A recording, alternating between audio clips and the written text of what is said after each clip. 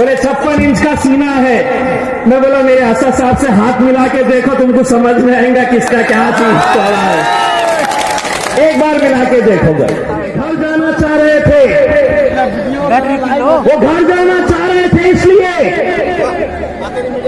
कि अगर उन्हें मरना ही था तो वो चाहते थे कि हम अपने माँ बाप के बीच में रहे, हम अपने घर वालों के बीच में रहे। अरे मरना तो सबको है, लेकिन जिस तरह से उस वक्त सरकारों ने नजरअंदाज किया यहाँ के नौजवानों को, उनको मरने के लिए छोड़ दिया था। नौजवानों, ये वक्त है उनको सबक सिखाने का, ये वक्त है उनका बदला लेने का, एक सालों का बदला लेने का वक्त है। उनको ये एहसास दिलाना कि हम रोजी रोटी कमाने के लिए गए थे, हमारा कसूर क्या था कि 3-3 महीने हमें एक कमरे में 15-15, 20-20 लोग एक कमरे में। लेकिन मैं इस मुल्क के मुसलमानों को सलाम करता हूं, जिस कोरोना वायरस के बारे में यही राजनीतिक पार्टियों ने कहा था कि ये कोरोना अगर फैला है तो इन लोगों की वजह से फैला है, मुसलमानों की वजह से फैला है। पूरी दुनिया के अंदर बीमारी फैली, लेकिन हिंदुस्तान के अंदर इस बीमारी को एक मजहब के साथ जोड़ दिया गया। लेकिन सलाम करता हूं मैं हमारे नौजवानों का, सलाम करता हूं मैं हमारे बुजुर्गों का। कश्मीर से कन्याकुमारी तक सड़क के किनारे कोई खाना लेकर खड़ा है, कोई शरबत लेकर खड़ा है, कोई पानी लेकर खड़ा है, मदद करने के लिए जिसकी जैसी हैसियत वो सड़क के ऊपर आया। किसी के पास एक रोटी थी तो उसने कहा आधी मैं खाऊंगा और आधी ये इंसान जो परेशान है उसको खिलाऊंगा। दोस्तों, उस वक्त जो काम मुसलमानों ने सड़कों के ऊपर आकर किया है, मैं समझता हूं कि जो लोग हमें नफरत की नजर से देख रहे थे, अल्हम्दुलिल्लाह हमने मोहब्बत से उन लोगों का दिल जीतने का काम किया है, मोहब्बत से दिल जीतने का काम किया है और दुनिया को दिखाया है कि ये मजहब क्या है, हमारा मजहब क्या सिखाता है। तुम हमें गालियां दे रहे थे, हम तुम्हें पानी पिला रहे थे, तुम गालियां दे रहे थे, हम खाने के पैकेट्स तुम्हें दे रहे थे।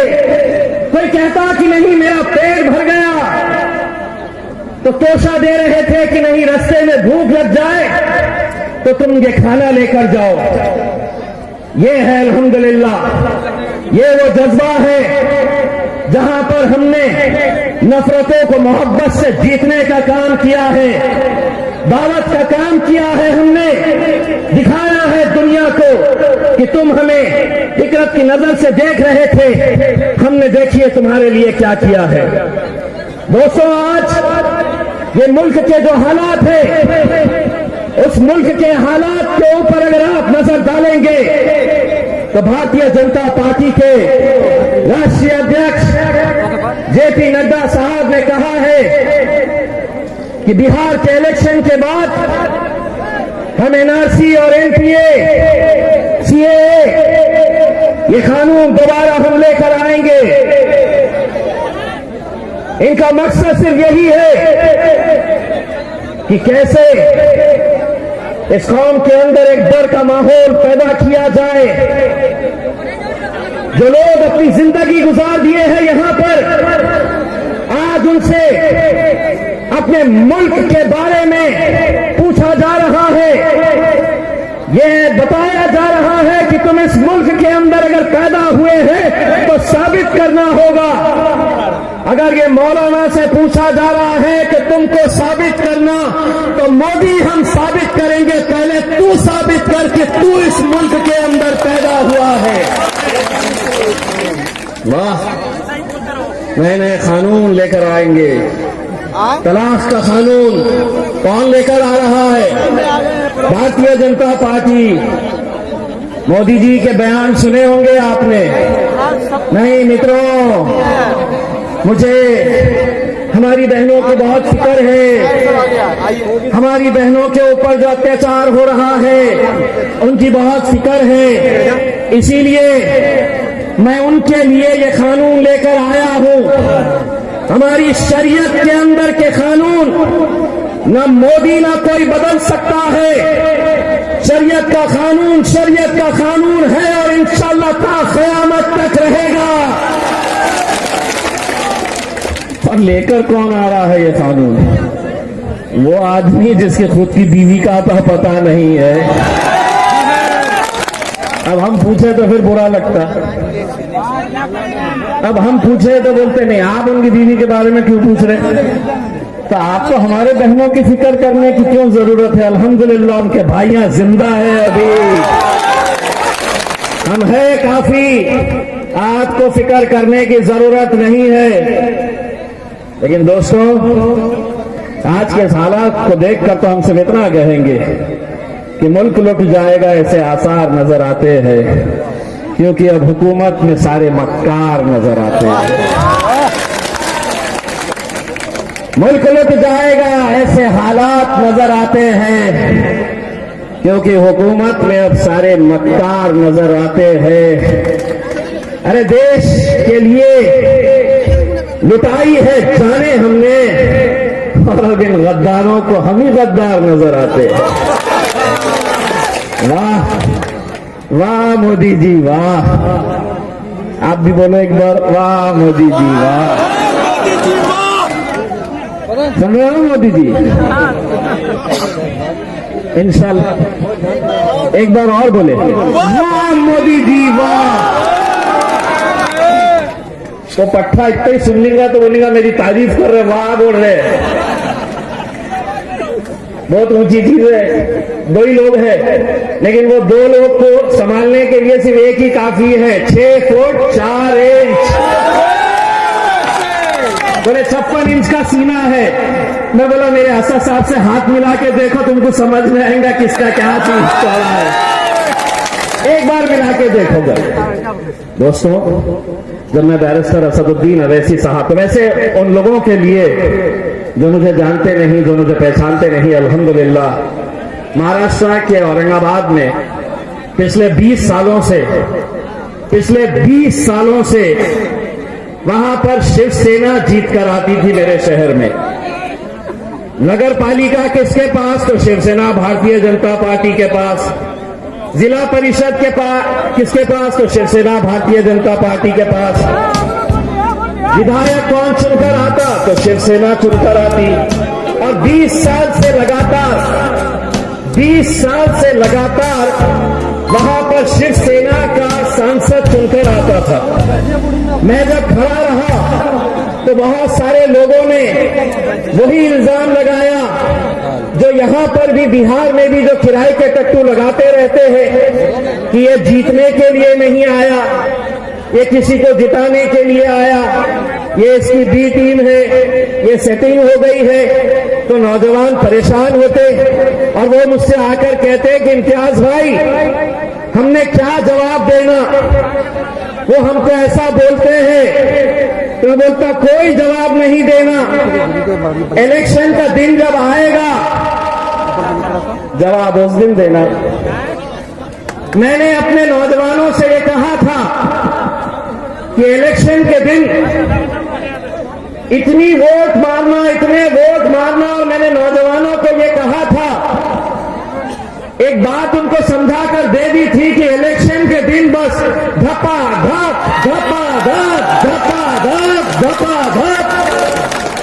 इलेक्शन का दिन जब आया, मैं एक इलेक्शन बूथ के ऊपर जा रहा था, गाड़ी में से उतरा, देखा एक टेबल लगा हुआ था, टोपी पहनाए हुए लड़के बैठे हुए थे, पंजे की टोपी थी। आगे गया तो शरद पवार साहब की पार्टी की टोपी पहनकर मफलर डालकर कोई बैठे थे।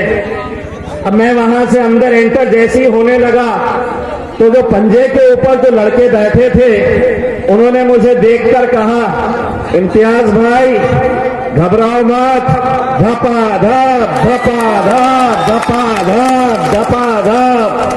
तब मुझे समझ में आ गया अपनी तो निकल पड़ी। और अल्हम्दुलिल्लाह जब नतीजे का दिन आया, लोग कहते थे 25,000 वोट लेंगे ज्यादा से ज्यादा, कोई कहता था कि नहीं मेहनत करेंगे, अवैसी साहब अगर आ जाएंगे तो 30-40 हजार वोट ले सकता है। हमने अपनी आवाम से कहा एक धक्का लगाओ तो सही। ऐसा धक्का लगाए अल्हम्दुलिल्लाह 4 लाख वोट मिले, 4 लाख। ख्वाब में भी नहीं सोचे थे कि महाराष्ट्र में 48 सीटें हैं लोकसभा की, किसी भी पार्टी का एक भी मुस्लिम सांसद चुनकर नहीं आता है क्योंकि उनको टिकट ही नहीं दिया जाता है। मजलिस एक सीट पर इलेक्शन लड़ी और अल्हम्दुलिल्लाह एक सीट पर जीत हासिल की। तो ये इसलिए मुमकिन हुआ कि जब नतीजे आ गए तो जो लोग हम पर इल्जाम लगाते थे उनको हमने ऐसा मामूली जवाब नहीं दिया। डॉक्टर डैंग के थप्पड़ की गूंज आज तक उन्हें सुनाई दे रही है कि कैसा होता है थप्पड़ जो हमारे ऊपर ये इल्जाम लगाते आते हैं। आज बिहार के अंदर भी यही माहौल है, यही हालात पैदा किए जा रहे हैं।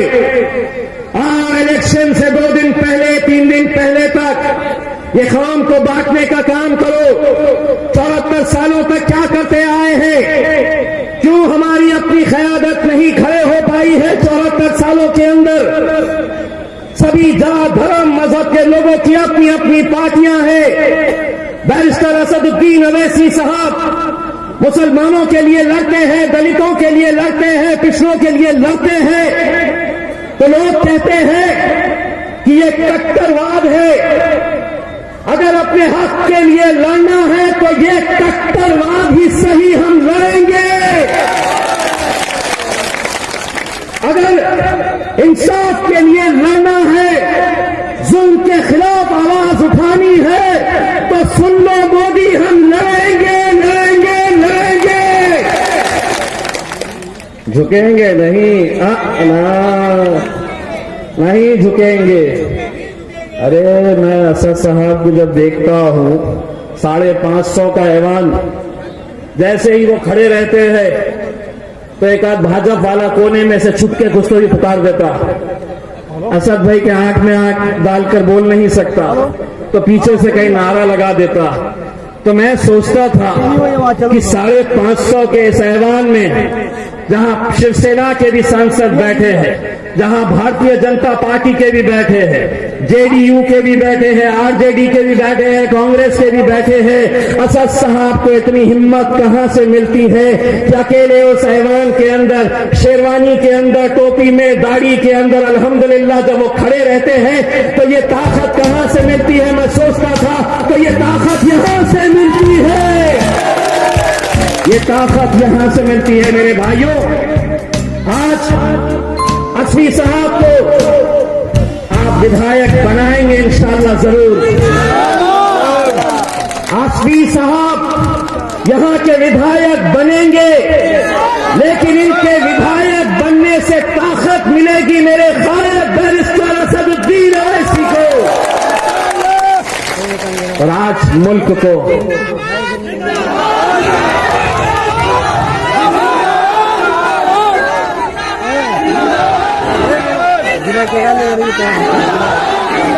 मैं सिर्फ आप लोगों की तरफ से असफी साहब से गुजारिश करना चाहूंगा कि साहब ये मंजर और ये माहौल देखकर आपने सिर्फ अल्लाह से शुक्र अदा करना चाहिए कि अल्हम्दुलिल्लाह इतने चाहने वाले लोग आपको